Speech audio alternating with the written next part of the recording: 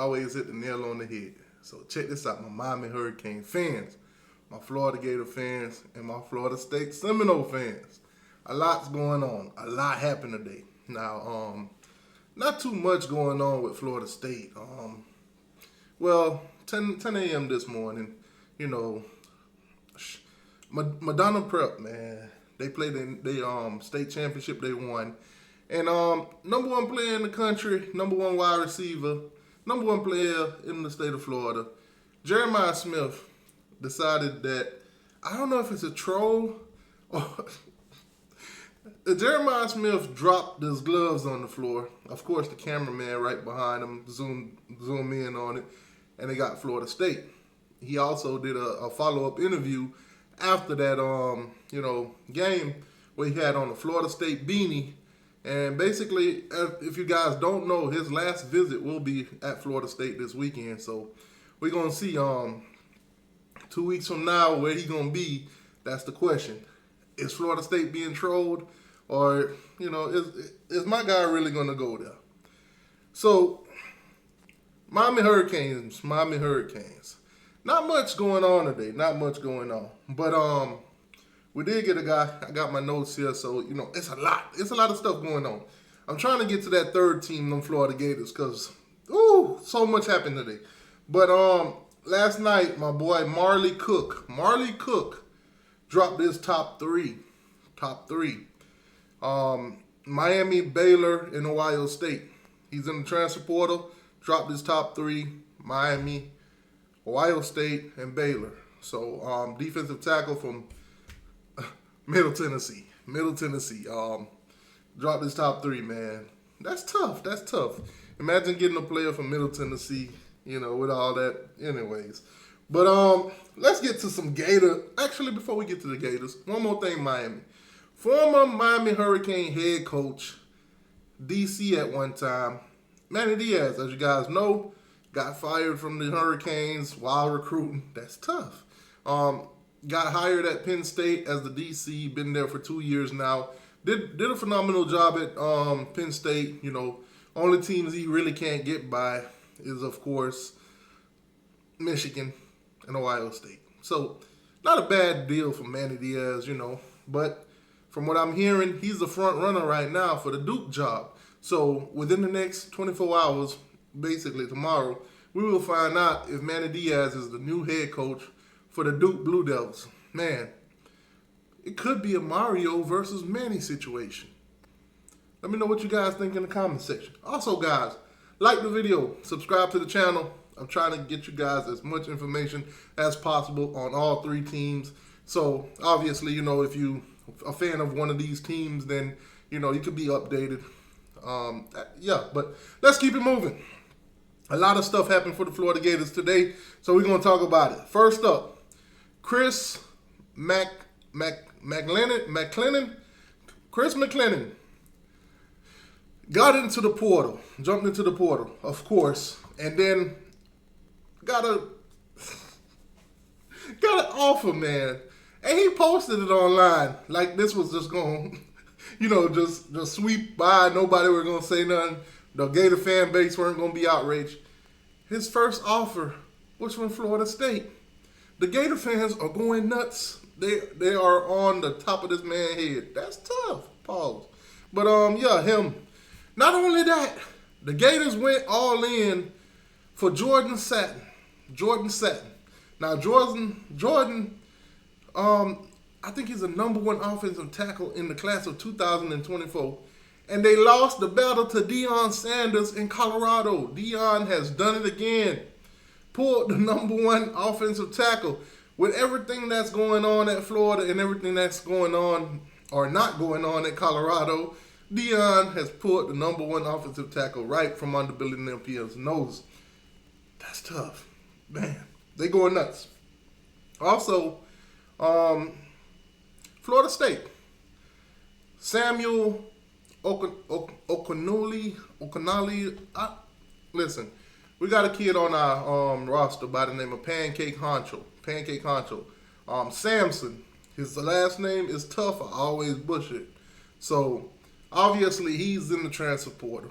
His brother His brother Samuel is in the transfer portal. Samson is with Miami. Of course, Miami, gave the offer. Florida State also gave him an offer. So he will take some visits and all that good stuff. So we'll see where he ends up. Will he come down and join his brother at Miami? Or, will he go to Florida State or any other place that's offering him? We'll find out, though. Back to them Gators. Number 7, the best running back. Trevor Etienne. Trevor Etienne has officially entered his name into the transfer portal. And the fan base erupted today. They were going nuts. They were going nuts. Now, obviously, with him putting in his transfer or whatever, I'm not going to read all of it because it's lengthy. But he said, how much of this do I really want to read? Gator Nation, what a ride it has been. I'm forever grateful for the opportunity to put on the orange and blue every Saturday. Going to war with my teammates who became my brothers for life. With that, I'd like to thank Coach Napier and the entire coaching staff for the continued support and guidance in my life at this time at UF. A special thank you to Coach Juluk, I don't know who that is, for being a great teacher, mentor, and role model in my life in the past 2 years. Better both on the field and off the field. My time as a Gator was invaluable experience and one time I will cherish for years to come. At this time, I would like to enter the transfer portal with 2 years of eligibility remaining. The marathon continues. That's it. That's what ETN says and put his name in the transfer portal. Now, I seen this coming a long time ago. His brother, before at the beginning of the season, was hinting for him to do it. So, with him not starting at Florida and the way Florida look and the O-line and everything is going backwards for them, a lot of kids entering the transfer portal, the rebuild is really going to be a rebuild. That's tough. That's tough. My boy can't wait around. He wants to win. So he put his name in the transfer portal. That's tough. It doesn't end there. The drama at Florida does not end there. Now, obviously, with him putting his name in there, another guy followed by the name of, he's a defensive lineman, by the way, Will Norman, former 4-star guy, puts his name in the transfer portal. Will Norman, he's a freshman. So 6'4", 296 pounds. Will Norman also into the transfer portal today from the Florida Gators. Oh man, it does not end there. It does not end there. The battle of the old guys and the young guys. Stephen Harris, number 93. Basically, he played for the first national championship team in 2006. They had one in the 90s, but they had 2 championships around, 2006 and 2008. He played for the 2006 one. So, obviously, went to the NFL. I think he played 1 season for the Broncos. And, I haven't really kept up with this guy, but he had a lot to say today on Twitter. Obviously, about the players in the transfer portal and basically saying, Gator for life, Gator for life. So, man, please just no Gator for life posts. He don't want them to put Gator for life when they hit the transfer portal. Go be great, but this is a divorce. This is a divorce. Basically, hey, you leaving the Gators. It is what it is. Go be great, but don't say Gator for life, because basically after you leave on your own free will, ain't no Gator for life. So Chris McCullen responded to him. This guy is so lame. This guy is so lame, bruh. That's what he said. Now, of course, my guy caught a whiff of it, and he replied, "Jit, unless they told you don't come back or they don't need your service anymore, then Gator for life is a slap in the face to those that suited up before you. The Gator for life run deep for us former Gators way before this new thing y'all doing. I wish you well, but if you leave on your own will, just say that. But it can't be Gator for life, and that's no shot at y'all, at you or any of y'all. It's just what it is. If I'm lame, so be it. So be it. If I'm lame for saying that, so be it. That's what my guy said." it's a lot of drama going on, man. Let's steer away from the drama a little bit. Former Miami Hurricanes, of course, and coach, Mark Richt, College Football Hall of Fame, got put into the College Football Hall of Fame the other night. So congratulations to him. Forgot to mention it in my last one. Must have slipped me. Also, Brian McKinney also got indicted too. So both of them are in the College Football Hall of Fame. Shout out to Mark Richt and shout out to Brian McKinney. Yes, sir. More Canes in the Hall of Fame, College Football Hall of Fame. That's what's up. So, a lot going on, man. A lot going on for the Gators. Now, with them losing players to the portal and, losing ETN and losing all these other good guys that, was productive, Princely, we mentioned yesterday, the Florida Gators got some good news today. Some great news. This is the best news they could have gotten with all this drama going on. They got a commitment today from a punter.